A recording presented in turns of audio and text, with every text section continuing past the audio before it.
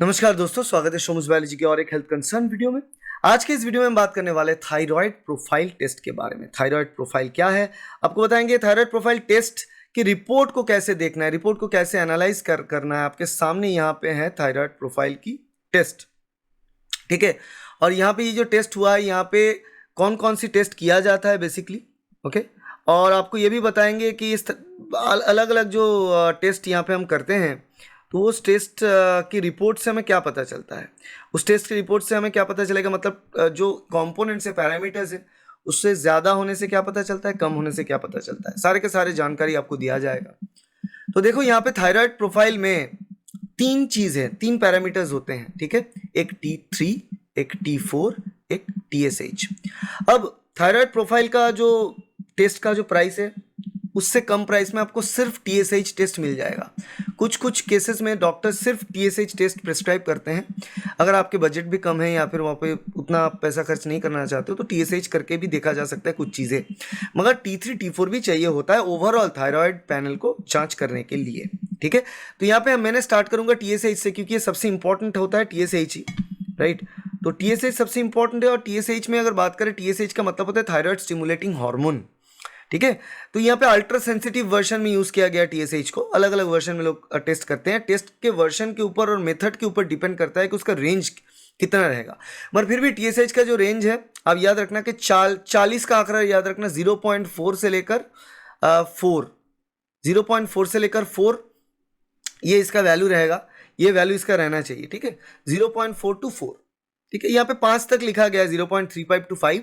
तो 5 तक भी आप कंसिडर कर सकते हो TSH के लेवल, 5 तक, ठीक है। 5 से नीचे है तो सही है, 5 से ऊपर है तो TSH ज्यादा है। TSH का वैल्यू अगर 5 से ऊपर है, उसको कहा जाता है हाइपोथायरॉयडिज्म। हाइपोथायरॉयडिज्म, हाइपो का मतलब होता है कम, मगर हाई TSH को हाइपोथायरॉयडिज्म कहा जाता है, उल्टा, ठीक है। अब हाइपोथायरॉयडिज्म का मतलब ये होता है कि थायराइड जो है, थायराइड स्टिमुलेशन से रिस्पॉन्ड नहीं कर रहा है। आपके शरीर में थायराइड जो है स्टिमुलेशन से रिस्पॉन्ड नहीं कर रहा है, इसलिए हाइपोथायरॉयडिज्म। और अगर ये वैल्यू 5 से नीचे है तो हाइपर, 5 से नीचे तो हाइपर थायरॉयडिज्म। जो ओवर एक्टिव थायराइड है, एक्सेस हार्मोन प्रोडक्शन हो रहा है, एक्सेस थायराइड हार्मोन प्रोडक्शन हो रहा है आपके शरीर में, दैट इज हाइपर थायरॉयडिज्म। तो यही अंतर है हाइपोथायरॉयडिज्म और हाइपर थायरॉयडिज्म में। हाइपोथायरॉयडिज्म कब होगा, जब TSH 5 से ज्यादा होगा। हाइपरथायरॉयडिज्म कब होगा, जब TSH की वैल्यू 5 से कम होगा, ठीक है। अब apart from that T3 T4 भी आता है। T3 जो है ट्राई आयोडोथायरोनिन बोल के जो थायराइड हार्मोन है, ट्राई आयोडोथायरोनिन, उसके टेस्ट होता है।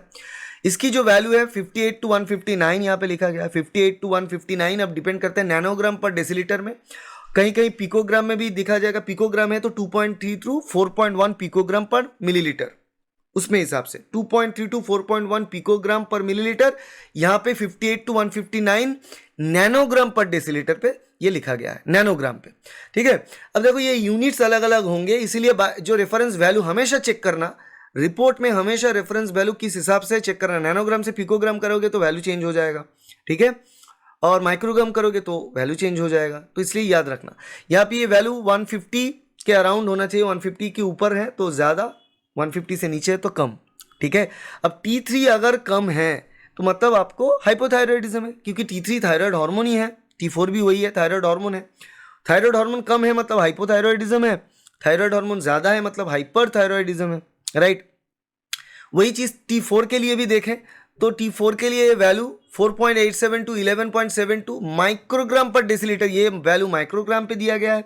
पिकोग्राम पे करेंगे तो 0.8, नैनोग्राम पे करेंगे तो 0.8 से 1.8 आएगा, 0.8 to 1.8 नैनोग्राम पर यहाँ पे नैनोग्राम पर डेसीलीटर ही आएगा, ठीक है। तो नैनोग्राम पर डेसीलीटर अगर चेक करेंगे तो देखो T3 की वैल्यू होना चाहिए 58 to 159 और T4 का होना चाहिए 0.8 to 1.8, ठीक है। और अगर इससे वैल्यू ज्यादा है तो हाइपरथायरॉयडिज्म, मतलब थायराइड हार्मोन ज्यादा रिलीज हो रहा है शरीर में। तो थायराइड ज्यादा रिलीज होने से मेटाबॉलिक रेट जो है शरीर में बढ़ जाएगा और कुछ कुछ सिम्टम्स आएंगे। क्या सिम्टम्स, उसके बारे में डिटेल जानकारी वीडियो अलग से है, वो देख लेना। और इसका वैल्यू अगर कम होता है तो hypothyroidism, normal metabolic rate slow हो जाएगा आपके बॉडी का, और उस रिलेटेड कुछ कुछ सिम्टम्स आपको देखने नज़र आएंगे। ठीक है, तो ये हाइपर हाइपोथायरॉयडिज्म, मगर TSH का जो आंकड़ा है वो उल्टा है, TSH ज़्यादा है तो हाइपोथायरॉयडिज्म, TSH कम है तो हाइपर थायरॉयडिज्म। और अगर कुछ टेस्ट नहीं होता है तो सिर्फ और सिर्फ TSH को ही टेस्ट किया जाता है और उसका ये 5 का आंकड़ा याद रखना। और TSH में भी और एक चीज़ है, TSH का जो वैल्यू है वो वैल्यू, या अल्ट्रा सेंसिटिव TSH के वैल्यू हम देख रहे थे 5 तक, या फिर नॉर्मल TSH का भी वैल्यू चेक कर लो। ये TSH का वैल्यू जो है वो प्रेगनेंसी के दौरान नेचुरली बढ़ जाता है और वो नॉर्मल कहलाता है। जब प्रेगनेंसी के दौरान TSH बढ़ता है उसको हम नॉर्मल TSH बढ़ना कहते हैं।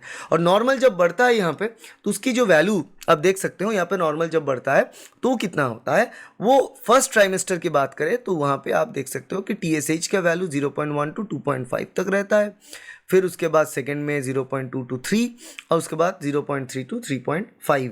इसके वैल्यू इस हिसाब से चेंज होता रहता है, राइट।